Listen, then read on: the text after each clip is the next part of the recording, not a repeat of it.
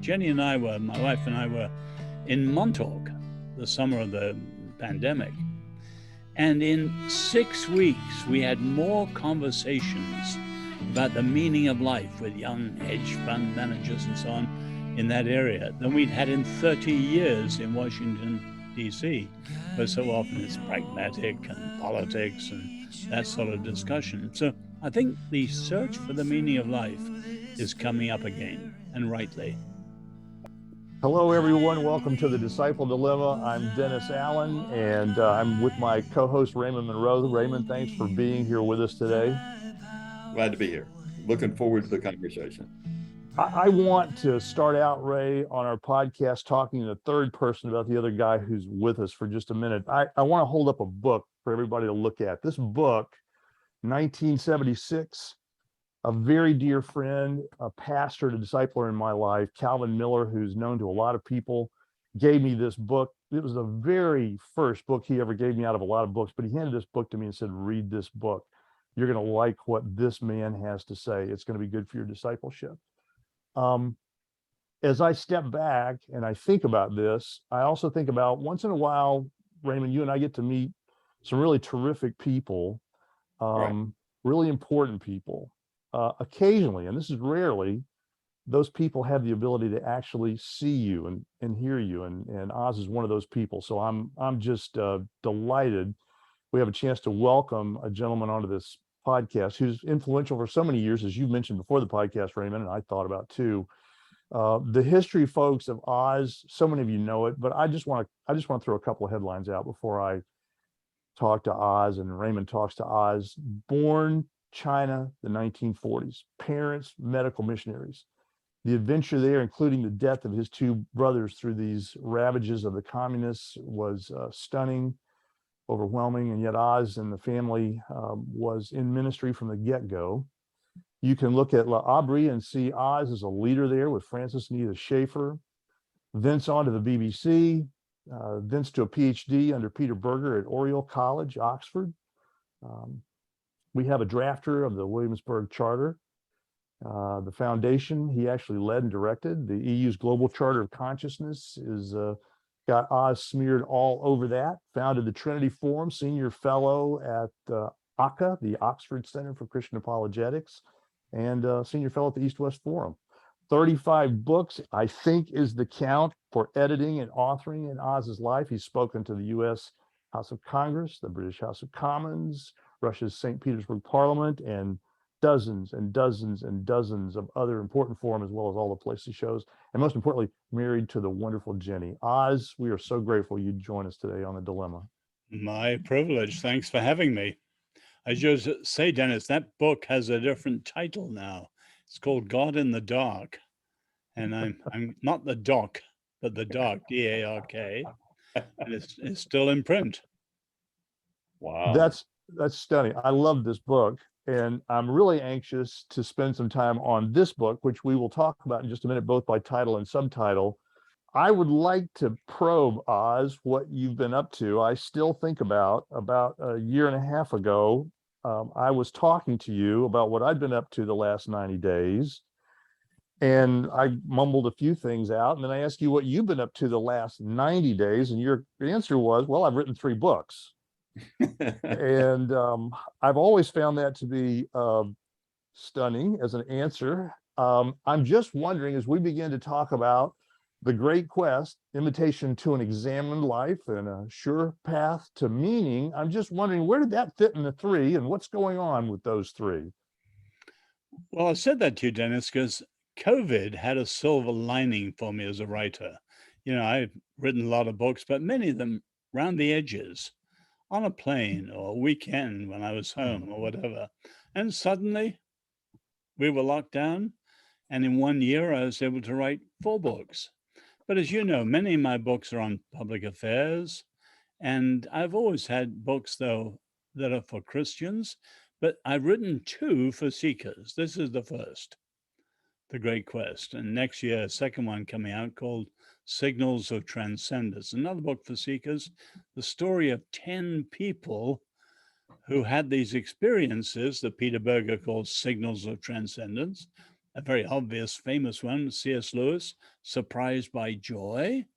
He was an atheist, but couldn't explain joy in his system, and so became a searcher, a seeker. So I've got these two books for seekers because I think, with the rise of the religious nuns and many people defecting from the faith, it's a very important time that we can reach out and share with our friends the profundity of what it means to come to know Jesus. Who in the world were you targeting with this book? Now, the book's principally written for seekers. In other words, for people who are not Christians. Now, I first got interested in that at L'Abri when, you could hitchhike or whatever around Europe and people were searching, wrestling, reading, swapping books, arguing. And that disappeared very much after the late 60s and so on, but it's coming in again with people with a sense that we've got too much to live with now and not enough to live for. And I think there's a new interest in searching for the meaning of life. So the book is primarily for seekers, non-Christians who want to know how they can think it through. But the secondary audience for me is Christians who want to have a book they can give to friends who are seekers. It doesn't assume too much. It's just that people are interested in the meaning of life. How do you fit that ordinary conversion story into the notion of the quest for meaning and seeking for truth? Well, I think we've got a lot more skeptics today and people who really know nothing of the Bible. In other words, in the old world, Sure. people may not have been themselves Christians, but they grew up in a Christian culture. They even knew Christian language very well. But that's completely gone. And you can see we're in a much more secular and a much more diverse society today. But the uniqueness of my book, I'm not saying it's that unique, but one of the big distinctives, most Christian arguments for the faith, the whole argument is in the book. So you read the book, say, and these are perfectly valid books. I'm not attacking them. But you read the book, and by the end, you're supposed to say, do I believe it or not? And then you would have come to faith or not. Great books like Evidence Demands a Verdict. Sure. Mine's different. I've tried to describe the journey itself, Right. but with the constant stress that the reader has to do the work. In other words, you won't get very far just in the book. The book is a prospectus.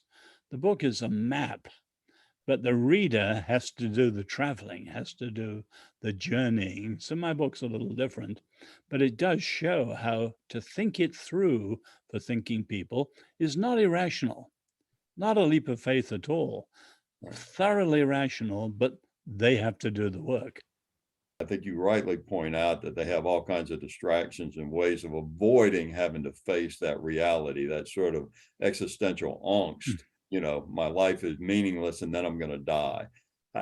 Is that really what you were trying to get at, is for people to realize that their life is part of the story that God is writing and that he's seeking them? No, absolutely. And I personally am not convinced by the so-called theistic proofs. They are magnificent intellectual arguments, but I don't think that's the biblical way. That's much more the Greek way, where you have a rational system, you think it through and are convinced or not. Whereas I think in the biblical way, you only know the Lord by meeting him. Just as any of us, we're persons, people, and we don't know other persons, other people, unless we each invite each other into our lives and get to know each other. And that's the same with the Lord. And I think the way, say, Moses met the Lord at the burning bush wasn't an argument. He met the Lord. It was an encounter.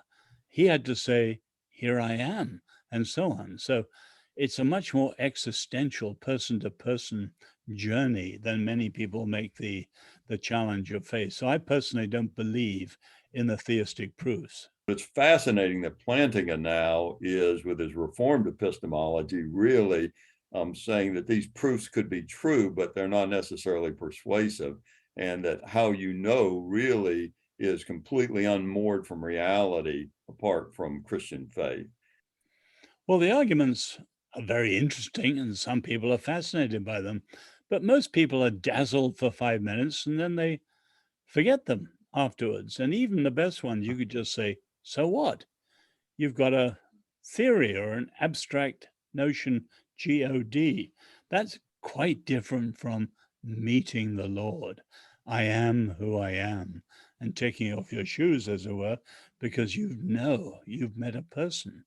That's quite different. So the book is different in that way. But what I do is try and set out the phases of the search that people go through, not in a kind of 1, 2, 3, 4 way, but in a way that people can think it through logically. So it's a book for thinking people. You don't have to come to faith through that way. I often tell the story of Peter Drucker, who was genuinely a great intellectual as well as a business leader. And I was on the platform with him once and someone, how did you come to faith? Peter smiled and he said, it was the best deal. A perfect answer for the business world, Dennis. But he could have equally put it in a much deeper way, and I've just tried to describe it for thinking people. Well, my whole objective here is to try to lower the intellectual temperature in the room a little bit. That's why I'm here. That's so I've got to ask this question. As I was talking with a friend a couple of days ago who is not a Christian. In fact, he's not even a fan of Christianity. And we were talking about the Great Quest. And we started talking about a thesis that's in there about this idea of seeker. And I want to simply use the term. There's a certain megachurch that really used that as sort of a strategy to go forward. I don't want anybody who's listening to this conversation today to think any of us are attacking megachurches or pastors or people in general. We're having a scrimmage here about the idea of meaning and the Great Quest. This person said, Oz, you mean like seeker friendly churches? Is that what you're talking about here? Oz, what would you say to contrast your seeker versus that? Well, that was a phrase pastors used, often to sort of water down and dilute the gospel and get closer to the people they were out to reach. And some of it was good. I mean, the Apostle Paul says in 1 Corinthians, I'm all things to all people, a Jew to the Jews, Gentile to the Gentiles, and so on. And that's good. So long as we never water down the gospel and we get to the Jew or get to the Gentile or get to the Marxist or get to the atheist, we then present them with the gospel. And often the seeker sensitive approach didn't do that. They got close to people.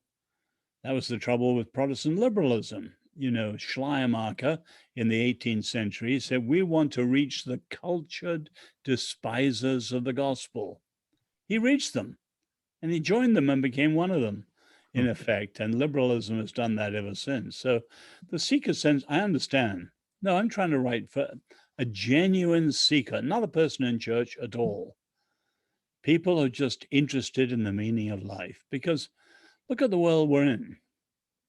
Western civilization is in crisis because it has no faith or ideology or inspiration or dynamism at its heart anymore.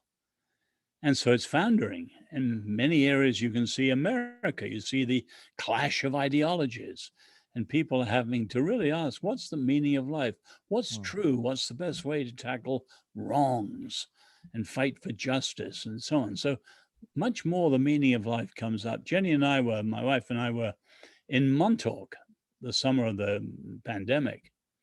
And in 6 weeks, we had more conversations about the meaning of life with young hedge fund managers and so on in that area than we'd had in 30 years in Washington, D.C., where so often it's pragmatic and politics and that sort of discussion. So I think the search for the meaning of life is coming up again, and rightly. Calling is where God and his providence has placed us right now with the relationships that we have. So everything we do and everyone we meet is part of our Christian calling. How do you see your book really helping Christians who have been converted, but really haven't seen the meaning of life embedded in their Christianity? Well, this book, The Great Quest, is on the journey to faith, written for seekers. Now, The Call, which is by far my best-selling book, is on the journey of faith, the journey home to the Lord. And I think the notion of calling, I call those two words, follow me, two words that have changed the world. And of course, they're incredibly important to people in spheres like yours, in business and other things like that, because it's everyone, everywhere, in everything. In other words, too many people say, well, I'm just a small person. I can't change the world. I'm not a great leader. I'm not a CEO, a president, or a general.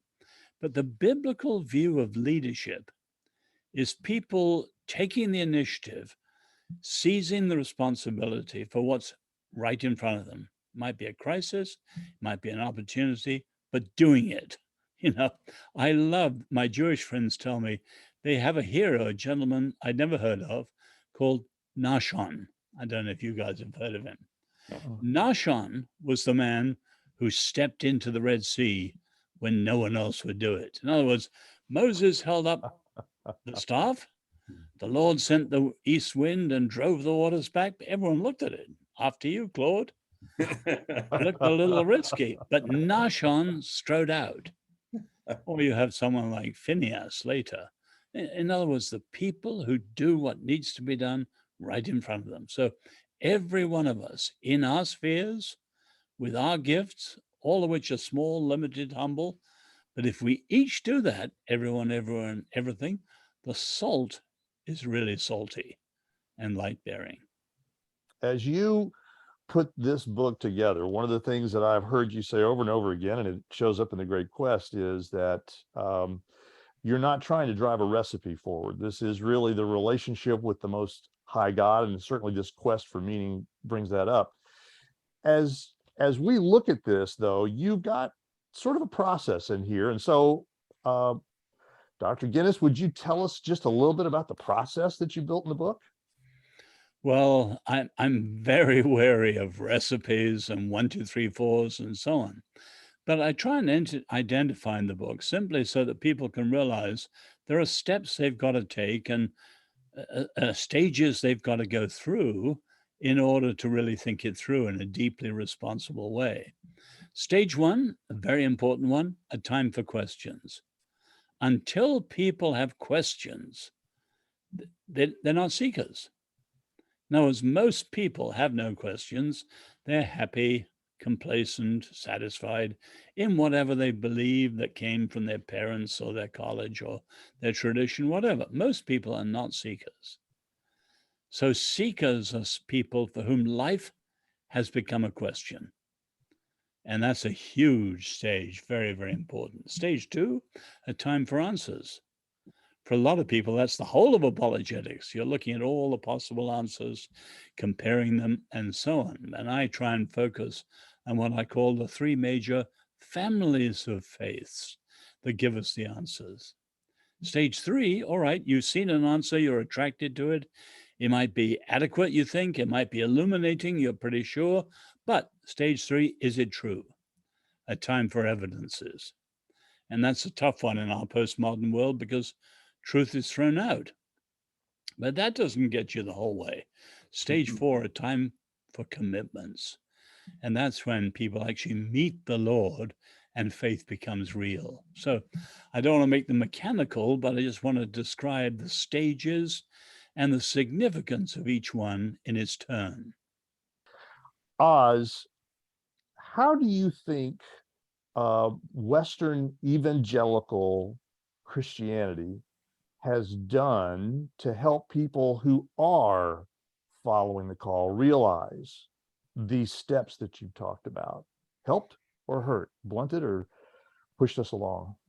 Well, of course, we're making generalizations in an answer to that, but there's no question, and your own book deals with this, discipleship is one of the key problems. So if you look at the 20th century, America was dominated for most of it by the Protestant mainline. But as I said earlier, it slowly committed institutional and ideological suicide. It was unfaithful, compromising the faith. And it's commonly said today the mainline is sidelined. And by the end of the 60s, it's out of the action. So you saw in 73, particularly, evangelicalism re-emerging. You'd had great evangelical leaders like Billy Graham, Carl Henry, and many others.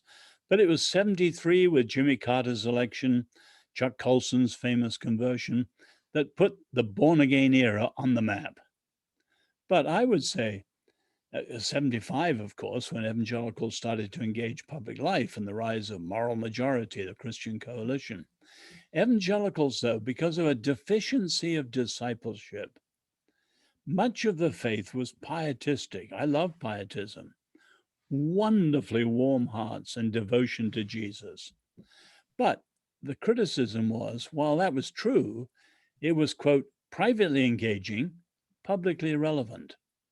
So there wasn't a fully orbed sense of discipleship. Raymond, you would have had something very different in the Reform background, but most didn't.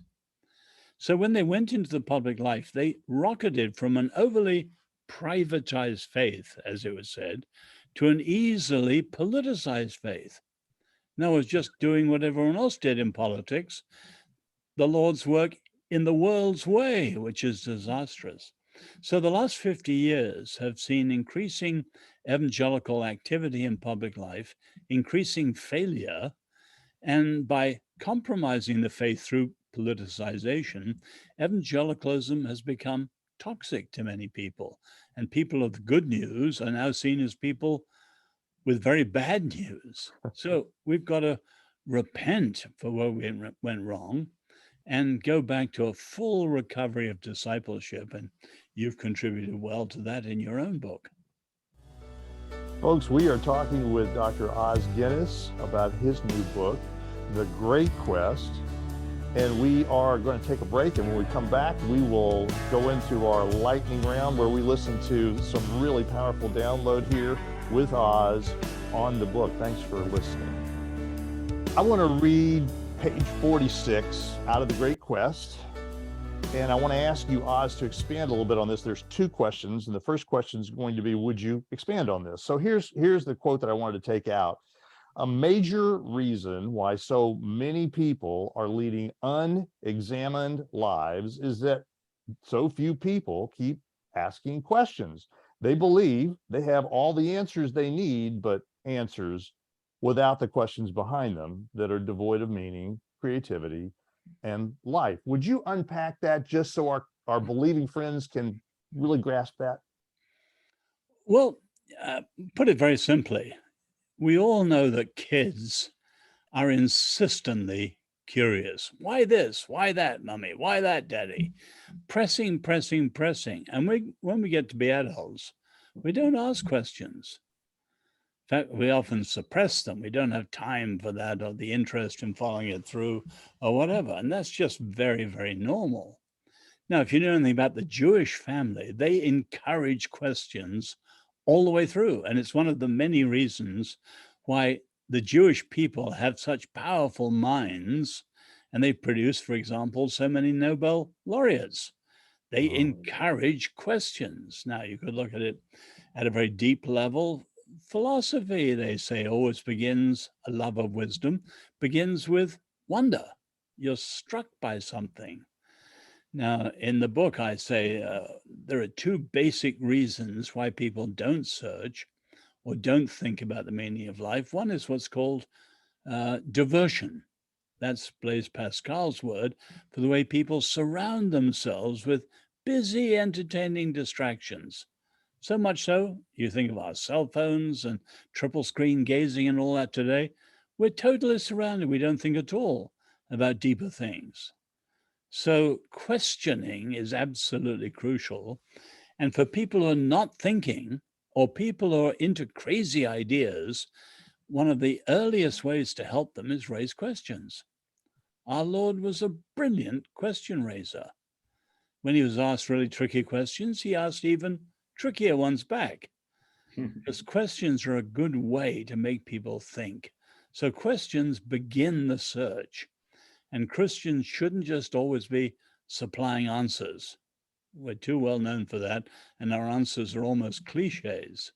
We should be the people who raise questions. I love this. The second question you've already leaned into, and the second question is this: as a social critic, when you describe things like bargaining and diversion, what is it about America that seems to be fueling this the most? You mentioned cell phones, but I'm just curious about what could we do. I'm afraid I'm about to get the Dr. Guinness's lecture about here you go being pragmatic again, Dennis. But I just want to ask the question: how then should we live if we're going to try to help society step away from this and examine ourselves?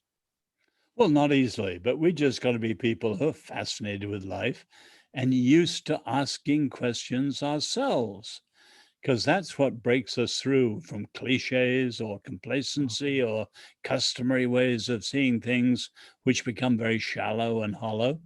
We're always interested. We want to press further.